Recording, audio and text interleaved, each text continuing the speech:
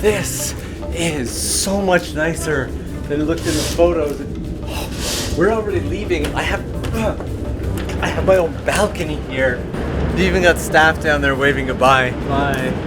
Way too much fun. I'm gonna take a quick peek at the room. The chair is bolted down here with a chain like this right here. You can unhook it, but its necessity does not inspire a ton of faith. But let me give you a peek at the room itself. Right at the entrance, we have the bathroom here, which as Japanese bathrooms go is really not that bad. I can even take little mini steps.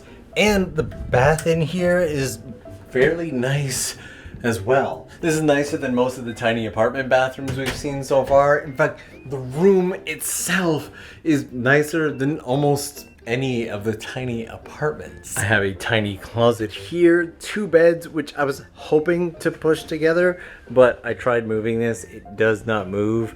A fancy little control panel with USB, and we have announcements. Saying that the sun is going to rise at 4:30 in the morning. That is insanely early. I don't think I'll be up for that, but if I was, I would have a sofa to enjoy from, and you already saw the balcony. I think that this is called the deluxe room, and that brings us back to our friend the chair. You can tell how often I do not ride boats like this based off of my amusement of a chair chained to the ground, which is probably the most normal thing ever. And it is just about time to turn in for the night. I also almost forgot about the minor details, like my teen coffee set here and my fridge here. And I'm curious to see how things play out with motion sickness, because considering the size of this boat, it actually shakes quite a bit. I don't get motion sick, but I also have never really spent that much time on a large boat or ferry like this, so I guess time will tell. There are also tiny little cabin rooms that I want to check out tomorrow along with the rest of the ferry, but it is getting late, so I will turn these off and I will see you in the morning. And there were more lights than I expected.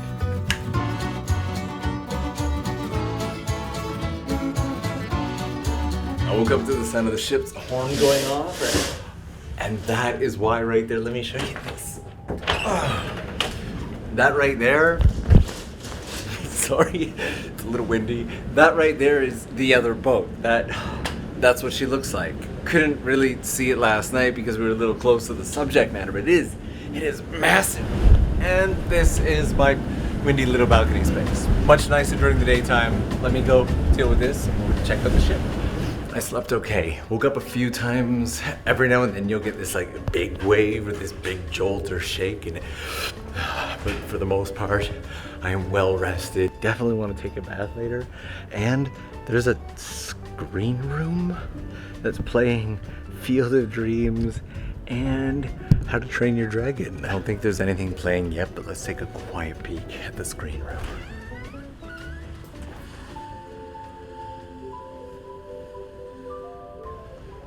That's actually pretty neat. I didn't notice that they're doing a planetarium thing right now.